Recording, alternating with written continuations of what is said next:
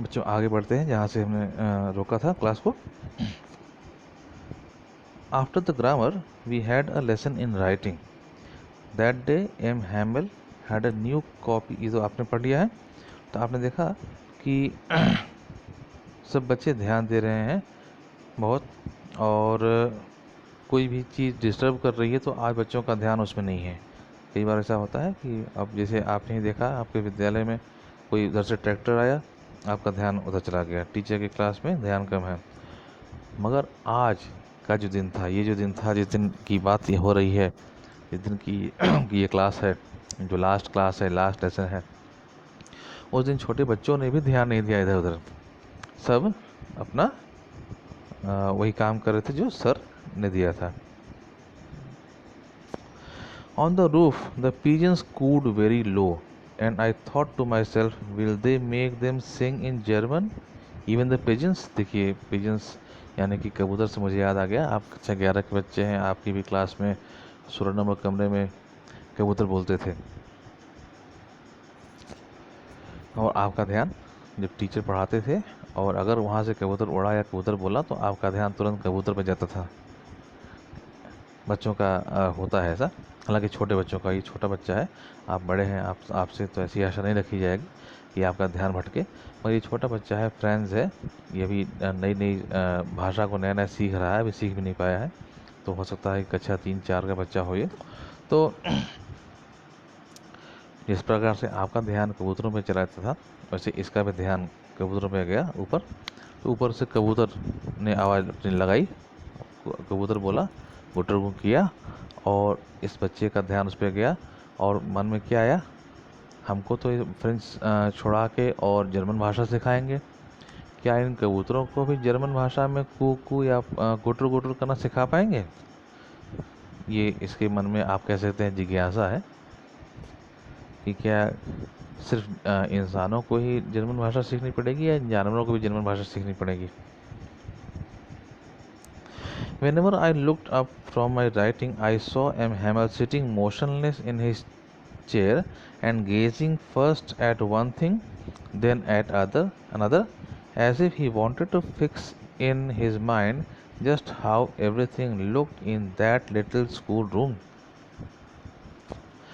और जब कभी लिखते लिखते मैं अपनी नज़र उठाता था, ये लड़का बोल रहा है फ्रेंड्स, तो एम हेमल को देखता था तो वो क्या कर रहे थे, वो हर चीज़ को बहुत ध्यान से देख रहे थे। कभी उस किसी चीज़ को देख रहे थे बहुत ध्यान से, फिर कभी किसी चीज़ को बहुत ध्यान से देख रहे थे, फिर कभी किसी चीज़ को बहुत ध्यान से देख रहे थे। ऐसे लग रहा था कि हर चीज़ को अपने दिमाग में बिठा लेना चाह रहे हों।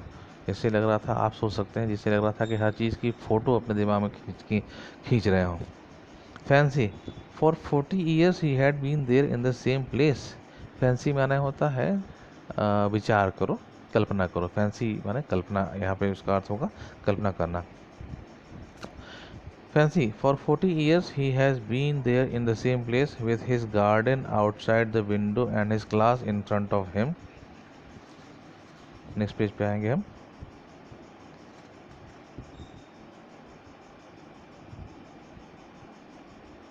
जो कि लास्ट पेज होगा।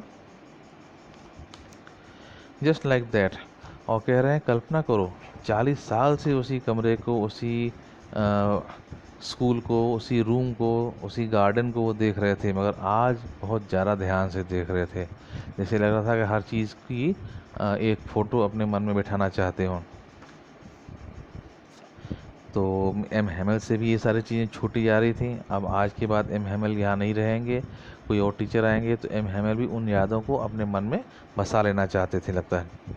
हर चीज़ को ध्यान से देख रहे थे, और दुख तो होगा ही उनको कि अब जहाँ मैं 40 साल तक मैंने अध्यापन का कार्य किया है, अब ये जगह छोड़ के जानी पड़ेगी। Only the desk and benches had been worn smooth, the walnut trees in the garden were taller, and the hopvine that he had planted himself twined about the windows of the roof. तो इन 40 सालों में क्या बदला है? M हैमल तो हर चीज़ को 40 सालों से देख रहे थे, तो हर चीज़ उनको पता होगी कि ये ऐसी है, ये ऐसी है, मगर फिर भी इतने ध्यान से देख रहे थे। मगर इन 40 सालों में बदला ही क्या होगा? जिन डेस्क या बेंचों पे बैठ के बच्चे पढ़ते हैं हर साल, एक साल के बाद दूसरे बच्चे, फिर दूसरे बच्चे आते हैं। तो ये डेस्क और बेंचेस क्या हो रही हैं, लगातार और चिकनी होती जा रही हैं। आप भी जानते हैं पुरानी डेस्क बेंच और नई डेस्क बेंच का अंतर। नई डेस्क और बेंच उतनी चिकनी, उतनी स्मूथ नहीं होती, मगर बच्चे बैठते जाते हैं लगातार साल दर साल, और डेस्क और बेंच स्मूथ होती जाती है और चिकनी होती जाती है। वॉलनट, अखरोट, अखरोट के जो पेड़ उन्होंने लगा रखे हैं बागीचे में, वो पेड़ कैसे हो जाएंगे, वो पेड़ भी बड़े हो गए होंगे, 40 साल में पेड़ काफ़ी बड़े हो जाते हैं। हॉपवाइन, हॉपवाइन कोई वो है, लतर है, तो वो लतर उन्होंने लगा रखी है। वो लतर क्या हो गई, वो लतर भी बढ़ गई है और खिड़कियों पे झूल रही है। इतना ही अंतर हुआ है, बाकी सब कुछ पहले जैसा ही है। फिर भी एम हैमेल हर चीज़ को इतने ध्यान से देख रहे हैं जैसे उन्होंने पहली पहली बार देखा हो। तो अंतिम बार देख रहे हैं, इसलिए इस प्रकार से देख रहे हैं कि इसे पहली बार देखा हो, और ध्यान से हर चीज़ को फिर से देख लें, फिर से देखने का मौका नहीं मिल पाएगा। How it must have broken his heart to leave it all, poor man, to hear his sister moving about in the room above, packing their trunks, for they must leave the country next day. और कितना दुख उनको हो रहा था कि जो है मुझे ये सब चीज़ छोड़ना पड़ेगा। ऊपर वो डबल स्टोरी बिल्डिंग है, तो नीचे पढ़ाई हो रही है, नीचे क्लासरूम है, ऊपर वो रहते होंगे।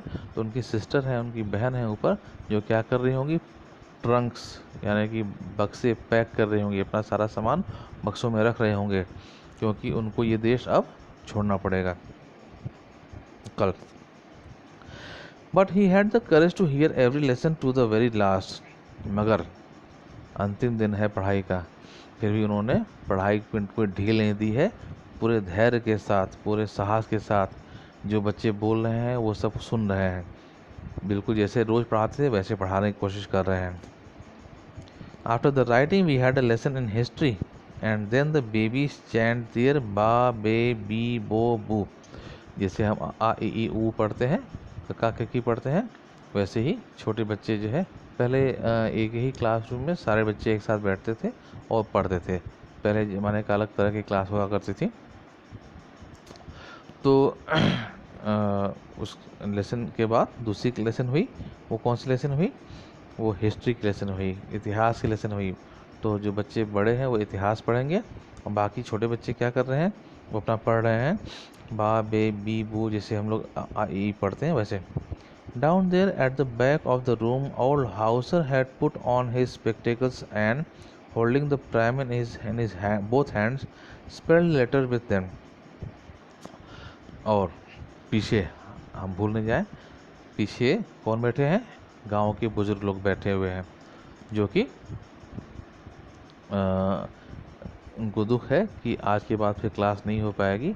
तो उस दुख को, या क्लास का आप कह सकते हैं कि अब क्लास नहीं होगी, तो उस अंतिम क्लास कम से कम हम कर लें, और उस लिए आए हैं वहाँ पे।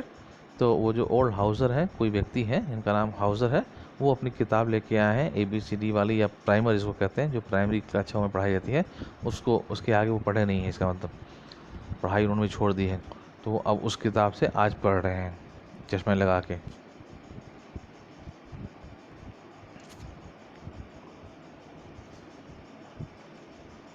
You could see that he too was crying. His voice trembled with emotion, and it was so funny to hear him that we all wanted to laugh and cry. Ah, how will I remember it, that last lesson. और बहुत clearly सुनाई पड़ रहा था कि वो पढ़ भी रहे थे और रो भी रहे थे। रो क्यों रहे होंगे, इसी दुख के लिए कि हम पढ़ नहीं पाए, और दूसरा दुख क्या, कि आज हमारा देश आज के बाद से किसी दूसरे देश के कब्जे में हो जाएगा, हम दूसरे देश के गुलाम हो जाएंगे। तो ये दुख रहा होगा, ये दोनों दुख रहे होंगे, और इस दुख के मारे वो पढ़ रहे हैं और रो रहे हैं। रोते हुए और पढ़ते हुए उनकी आवाज़ सुनते हुए बहुत फ़नी लग रहा था, बहुत हंसी लग रहा था, कि हंसी आ रही थी उसको सुन के। और हर किसी का मन क्या हो रहा था, साथ ही साथ मन कर रहा था कि हम हंसें या रोएं, या उनको पता नहीं चला था कि हम हंसें या रोएं। दोनों उनके मन में भावना थी। खुशी भी हो रही थी कि हम पढ़ रहे हैं, और दुख भी हो रहा था कि अंतिम लेसन पढ़ रहे हैं और अब के बाद पढ़ाई का मौका नहीं मिलेगा। All at once the church clock struck 12। तब जाके क्या हो गया, 12 की घंटी बजी, 12 बजे की घंटी बजी। चर्च है वहाँ पे और सबके हर किसी के पास तो घड़ी नहीं होती थी उस समय, तो चर्च में ही घंटी बजती थी कितने बजे उसकी। And then the Angelus. Angelus का क्या है, एंजेलस शब्द का अर्थ भी मैं आपको देख के बता दूंगा, शायद कोई प्रार्थना है जो 12 बजे होती है। At the same moment, the trumpets of the Prussians returning from drill sounded under our windows. M. Hamel stood up, very pale, in his chair. I never saw him look so tall. M. Hamel क्या किए, वो उठे। वो जब घंटी बजी 12 बजे की तो क्या हुआ, एम हैमल ने क्लास बंद की और ट्रम्पेट्स यानी कि वो जो परेड कर रहे थे, वो जो सिपाही, उनकी परेड बंद हुई, ट्रम्पेट्स बजने लगे, बिगुल बजने लगे और इनके स्कूल के पास से ही वो गुजरे।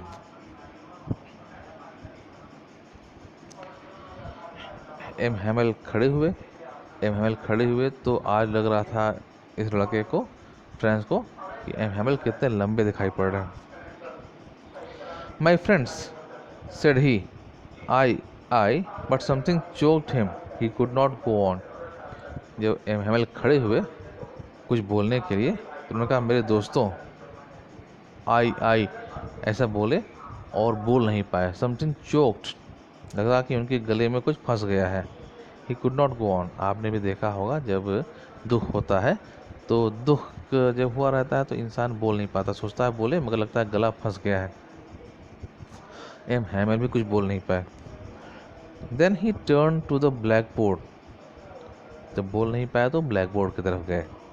टुक अ पीस ऑफ चॉक, एक चौक लिया, and bearing on with all his might, और पूरी ताकत लगा के, he wrote as large as he could, जितनी बड़ा लिख सकते थे उतना बड़ा उन्होंने लिखा। और क्या लिखा, we will love France, long live France, यानी कि फ्रांस जिंदाबाद। Then he stopped and leaned his head against the wall, and without a word he made a gesture to us with his hand.